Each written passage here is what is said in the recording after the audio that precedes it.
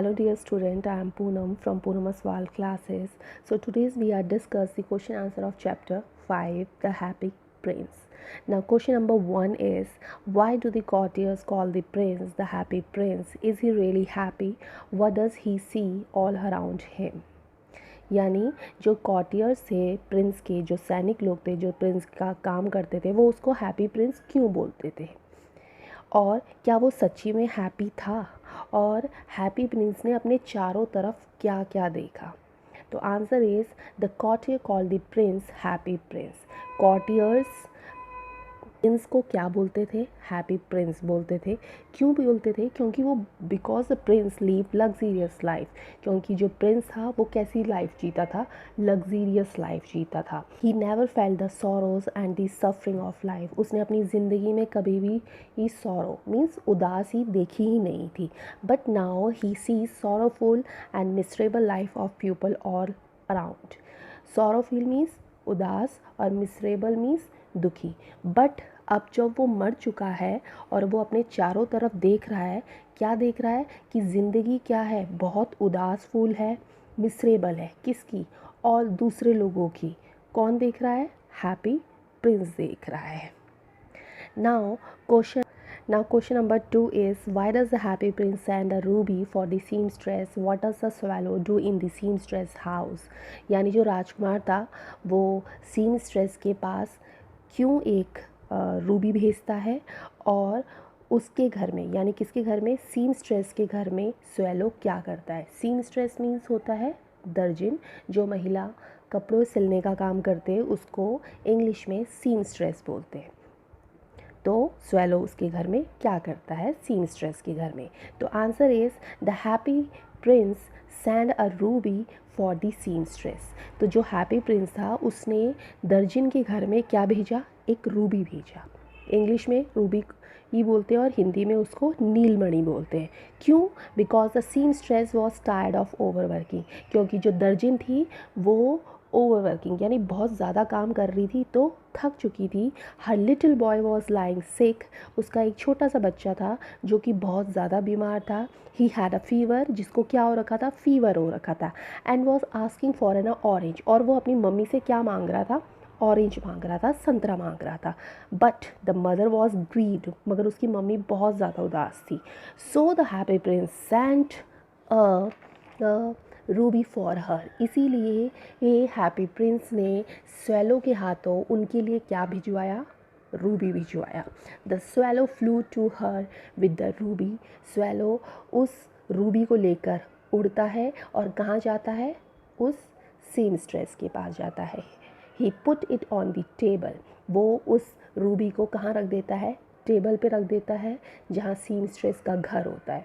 Then it flew politely round the bed fanning the boy's forehead with his wings.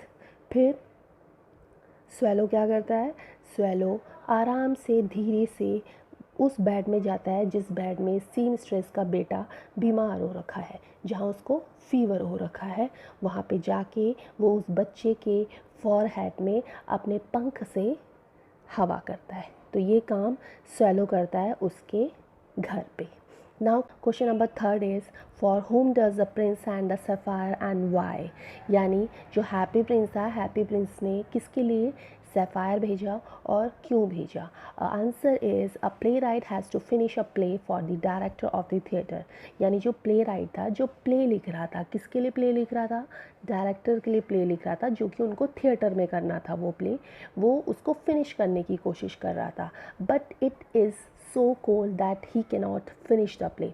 मगर इतनी ज़्यादा ठंड पड़ रही थी कि वो प्ले राइट प्ले लिख ही नहीं पा रहा था, उसको फिनिश ही नहीं कर पा रहा था।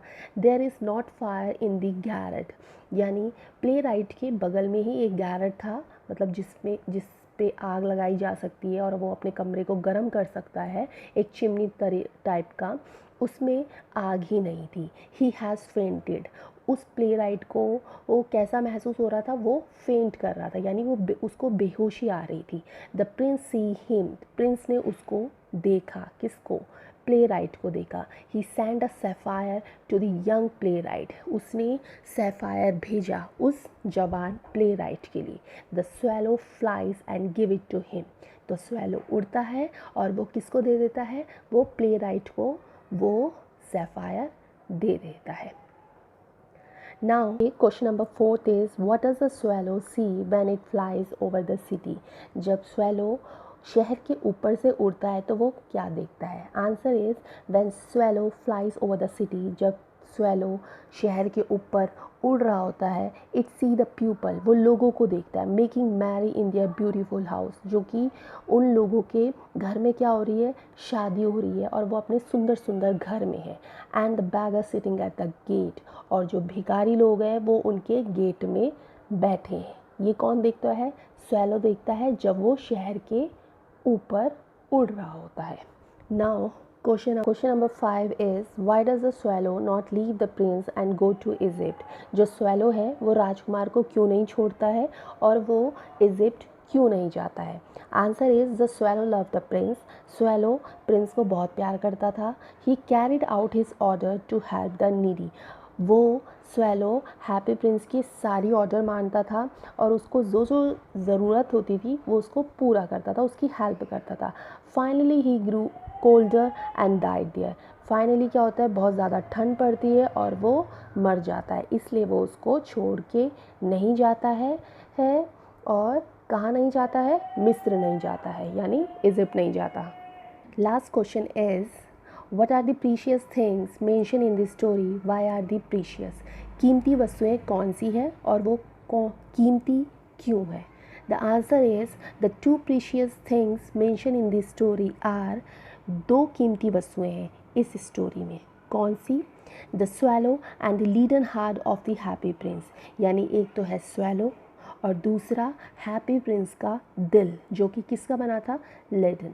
लेडन क्या होता है? एक मटेरियल होता है. Lying on the heap of the dust, जो कि ये दोनों के दोनों कहाँ थे? डस्ट में, यानी कबाड़ में पड़े हुए थे, जो कि इस स्टोरी में सबसे दो प्रीशियस थी, दो कीमती चीज़ थी. They are the precious thing as they had good deeds. क्यों थे ये प्रीशियस? क्यों? क्योंकि वो अपने कर्म से प्रीशियस से. डीड्स मतलब क्या होते हैं? कर्म. These things are precious for god. और वो किसके लिए कीमती थे? वो गॉड के लिए. कीमती क्यों थे? क्योंकि वो गॉड की चीज़ थी. क्या चीज़ थी? Swallow and happy Prince. Thanking you for watching this video. If you like my video, please kindly subscribe to my channel for more videos. Thank you.